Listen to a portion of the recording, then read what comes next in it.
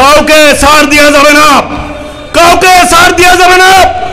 এই নতুন বাংলাদেশে কোন সেনাবাজি, টেন্ডারবাজি, মাস্তানি চলবে না।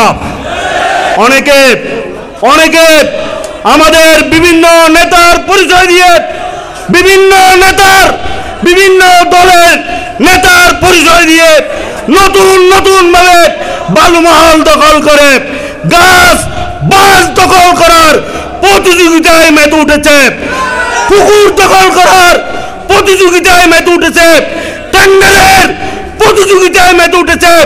আজকের সম্মেলন থেকে হুঁশিয়ারি উচ্চারণ করতে চাই, জামায়াত ইসলামী, শ্রমিক কল্যাণ ফেডারেশন, ইসলামী ছাত্র শিবির কোন চাঁদাবাজের স্থান নাই, তাদেরকে প্রতিরোধ করে তোলা হবে। আমার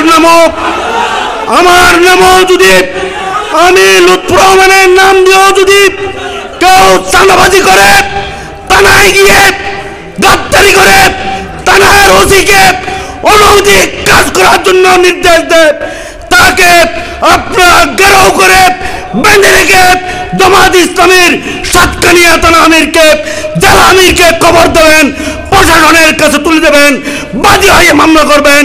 সংগঠনের পক্ষ থেকে তার বিরুদ্ধে আমরা মামলা পরিচালনা করব ইনশাআল্লাহ। এই সংগঠন পরিচ্ছন্ন সংগঠন, এই সংগঠন পবিত্র সংগঠন, এই সংগঠনের চুরির রক্ত রয়েছে শহীদ হাকিমের, এই সংগঠনের রক্ত রয়েছে শহীদ মাহফুজের। এদের রক্তের উপর দাঁড়িয়ে কাউকে মাস্তানি করতে দেওয়া হবে না, হবে না, হবে না। সংগ্রামী বন্ধুগণ, আমি আপনাদেরকে ঐক্যবদ্ধ হয়ে সকল ক্ষেত্রে শ্রমিক কল্যাণের কাজকে শক্তিশালী করার আহ্বান জানিয়ে বক্তব্য শেষ করছি। বাংলাদেশ জিন্দাবাদ, বাংলাদেশ শ্রমিক কল্যাণ ফেডারেশন জিন্দাবাদ।